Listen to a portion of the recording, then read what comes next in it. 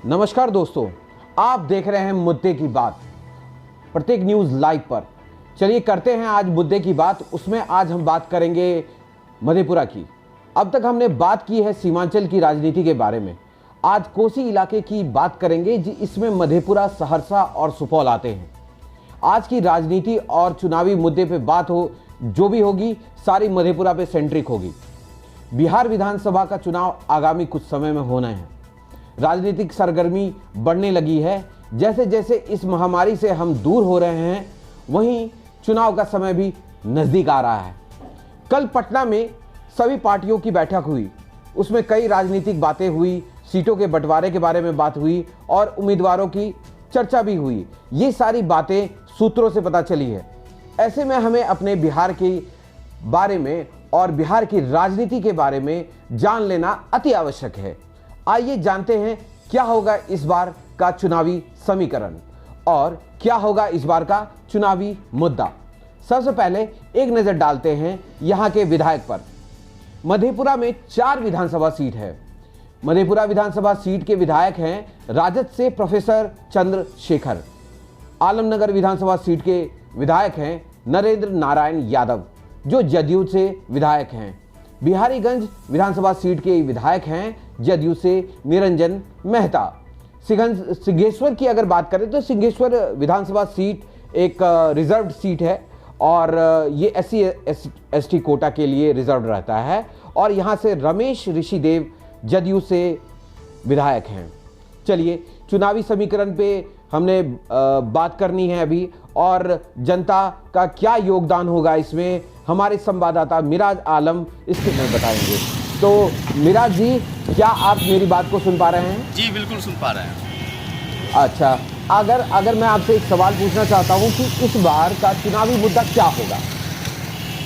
देखिए, इस बार का चुनावी मुद्दा बड़ा दिलचस्प होगा, क्योंकि आपको पता है कोरोना वैश्विक महामारी से जहां पूरा देश परेशान है, सूबे के मुखिया नीतीश कुमार लगातार जो प्रवासी मजदूर है उसको गांव तक पहुंचाने की व्यवस्था है वो कर रही है और कहीं ना कहीं जो प्रवासी मजदूर है वो अपने घर आ गए हैं। अब उसके सामने जो काफ़ी जो कठिनाई है वो ये है कि मतलब अब वो क्या करेंगे, क्योंकि वो बाहर कमाते थे और कमा के अपना घर पैसा भेजा करते थे, उनके घर में जो खुशहाली हुआ करती थी। लेकिन जो इस वायरस ने लोगों को काफ़ी परेशान कर रखा है, जो मजदूर थे और जो बाहर मजदूरी करते थे वो अब बिहार आ चुके हैं। अब वो क्या करेंगे?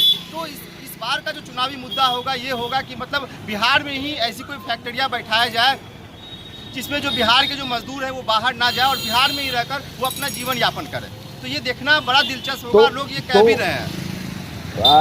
इसमें मिराज जी, मैं आपसे ये जानना चाहूँगा कि जो अगर आप ये कहना चाह रहे हैं कि जो इस बार का चुनावी मुद्दा रोजगार भी एक मुद्दा होगा। जी बिल्कुल।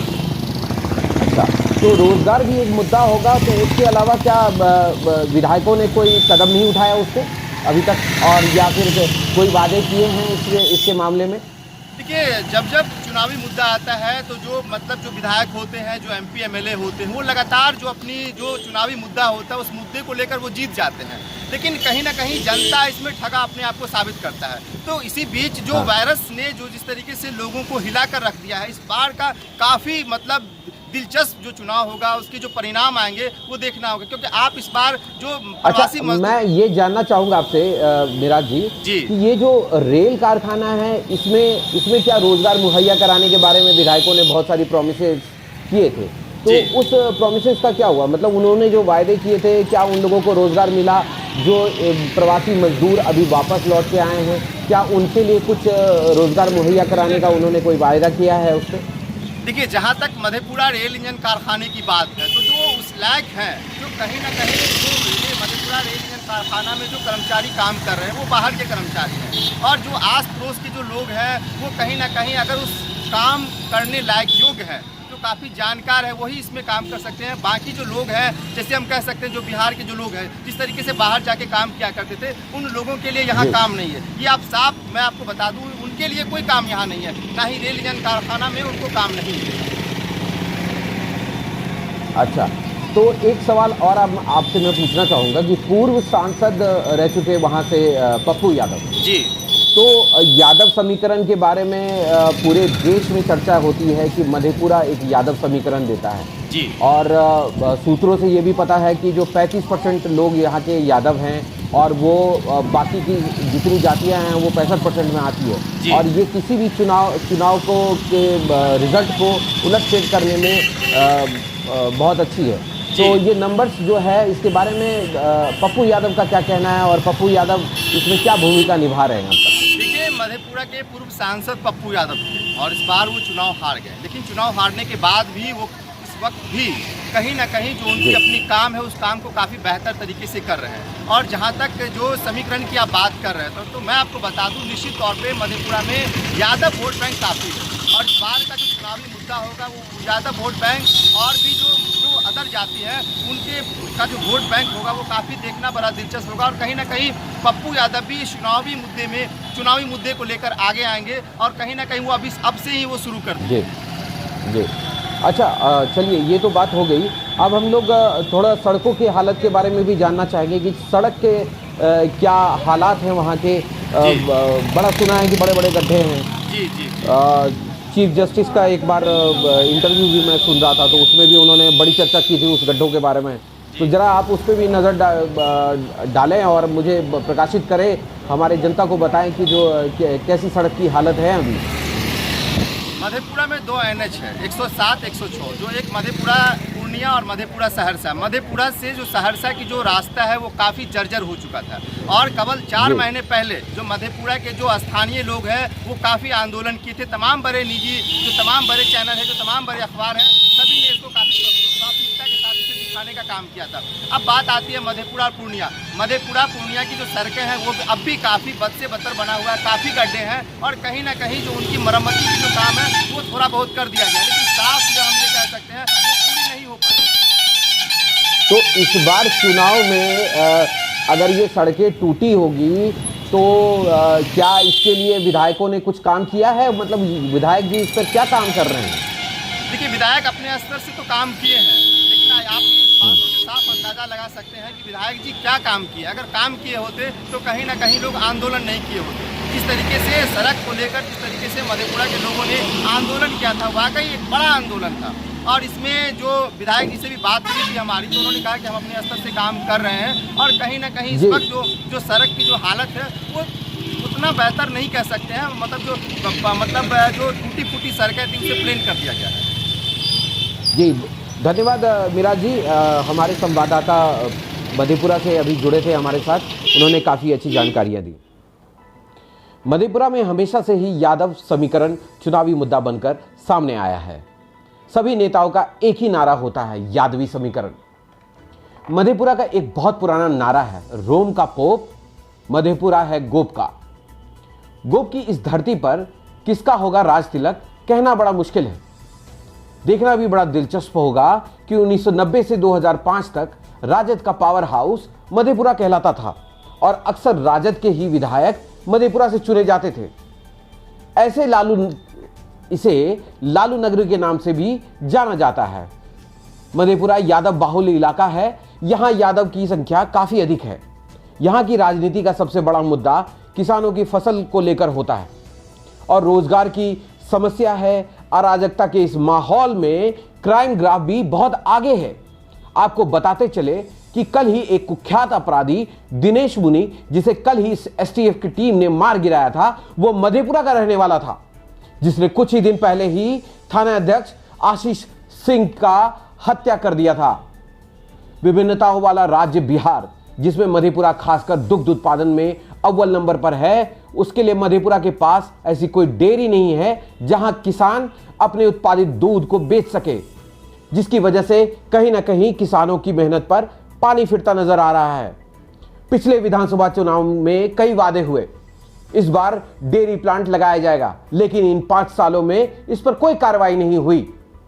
मधेपुरा मक्के की खेती के मामले में बहुत अच्छा है, लेकिन सरकार के पास स्टॉक करने की जगह नहीं है, और इस पर किसानों को मक्के को औने पौने दाम पर व्यापारियों को बेचना पड़ता है, जिसकी वजह से किसानों का विकास नहीं हो पाता है। मक्के के उत्पादन के लिए नेताओं ने कई वायदे किए, इसके स्टॉक करने के लिए कई वायदे किए, और फिर भी इस पर कोई काम नहीं हुआ। और नेताओं के लिए एक फिल्मी गाना बड़ा सूट करता है, कोशिश करना वादा कभी ना करना, वादा तो टूट जाता है।